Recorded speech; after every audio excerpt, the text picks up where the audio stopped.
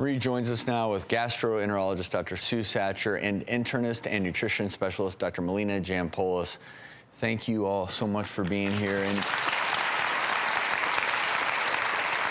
Marie, it'd be fair to say that this has really consumed your life.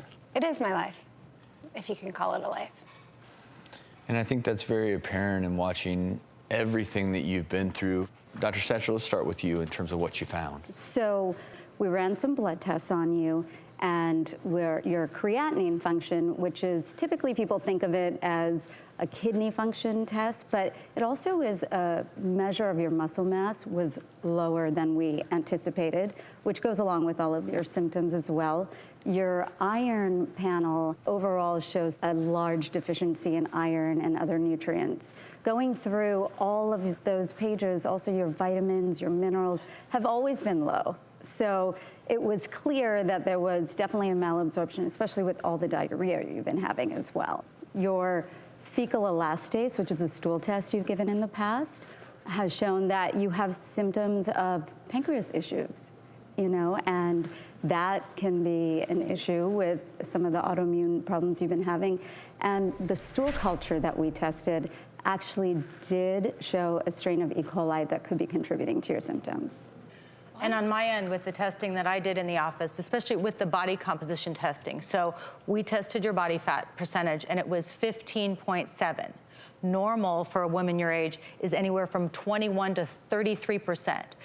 When we start getting at 18% or below, that's a big red flag for malnutrition. And your malabsorption issues, the fact that you're not absorbing critical vitamins, minerals, nutrients, including fat, this is all contributing to how terrible you feel too. And so I think that this is not going to be easy, because it's definitely complicated by your very long list of real medical problems. I mean, and anybody who says, this is anorexia, an eating disorder, IBS, it is undeniably a real medical disorder. And it's actually a number of overlapping disorders. But the good news is I think with the team, we're going to be able to help, and we're going to be able to work to get you back. Now that you hear this, and I want to focus now on the medical, does that give you some hope, medically speaking? Hope is still kind of hard for me to understand, but yeah, actually it does.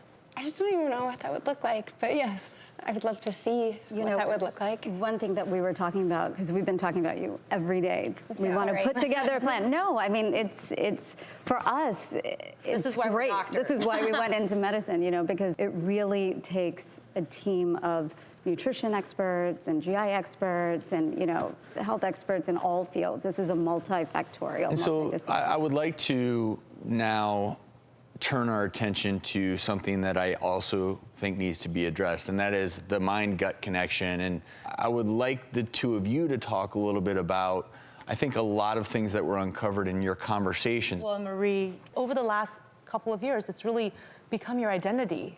You had shared with me that it's your whole life. You've not been able to do the things that you love, that you enjoy, and it's just changed your whole perspective. And I just want to say, is there any fear of what your life would look like if your illness went away? Yeah, actually, it is a little bit of a fear, because I've also become so insular, and my life has become so small. And it's everything that I do, and it's everything that I talk about, and I'm gonna have to make friends again and find hobbies. Right. Well, because so much of your conversations with all of your loved ones have been around this illness, right? So when that goes away, then what's next for you? That's a great question. I have no idea. I haven't been able to work in a year and a half, so I wouldn't even,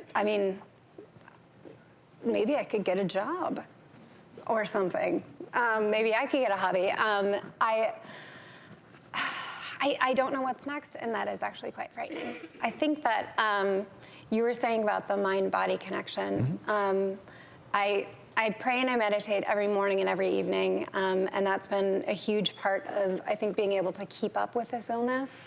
But you're right. Who knows? like who knows what could come out of being well in like every facet of my life.